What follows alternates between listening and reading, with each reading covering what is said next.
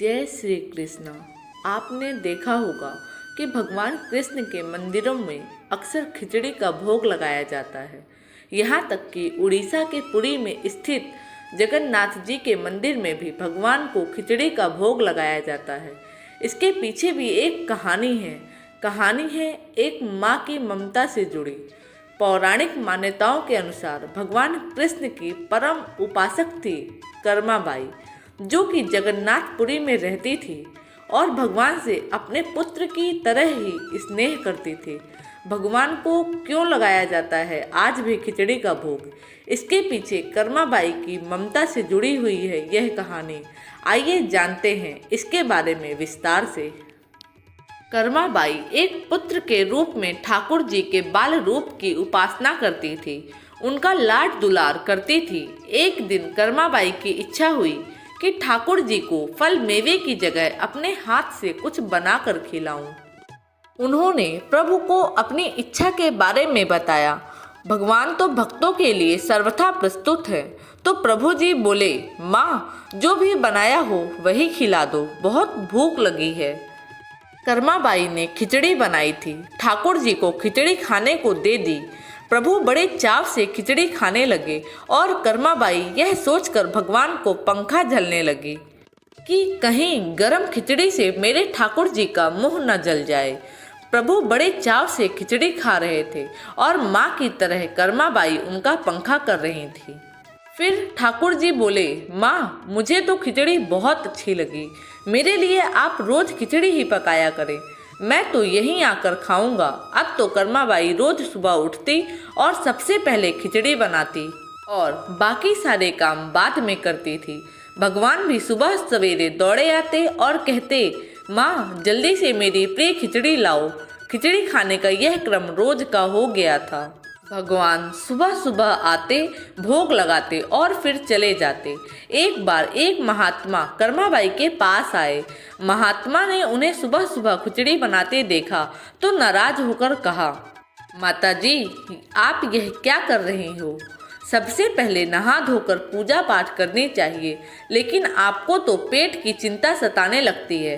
कर्माबाई ने बताया, क्या करूं महाराज जी, संसार जिस भगवान की पूजा अर्चना कर रहा होता है वही सुबह सुबह भूखे आ जाते हैं, उनके लिए ही तो सब कुछ छोड़कर पहले खिचड़ी बनाती हूँ। महात्मा कर्माबाई को समझाने लगे, माता जी तुम भगवान को अशुद्ध कर रही हो।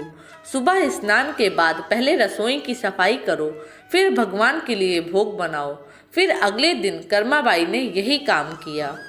भगवान सुबह आए और खिचड़ी मांगने लगे तो कर्माबाई ने कहा, प्रभु अभी मैं स्नान कर रही हूँ, थोड़ा रुको। थोड़ी देर बाद भगवान ने फिर आवाज लगाई, जल्दी करो माँ मेरे मंदिर के पट खुल जाएंगे, मुझे जाना है।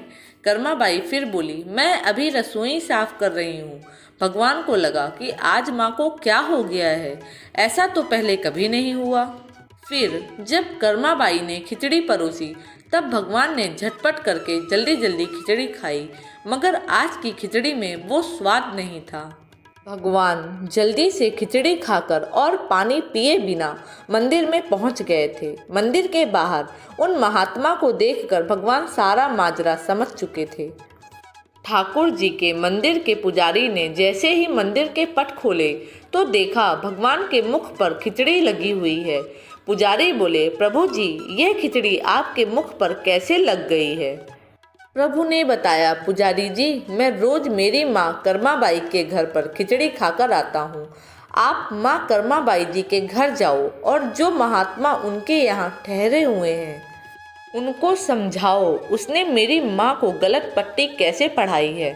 पुजारी जी ने महात्मा जी से जाकर सारी बात कही कि भगवान भाव के भूखे हैं। यह सुनकर महात्मा जी घबरा गए और तुरंत कर्माबाई के पास जाकर कहा, माता जी माफ़ करो, ये नियत धर्म तो हम संतों के लिए है, आप तो जैसे पहले खिचड़ी बनाती हो वैसे ही बनाएं।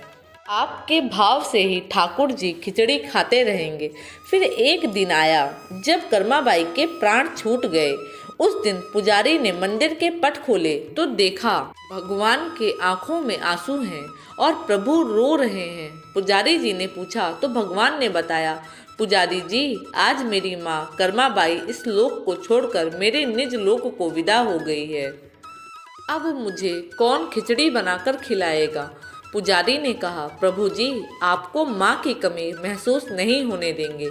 आज के बाद आपको सबसे पहले खिचड़ी का भोग ही लगेगा।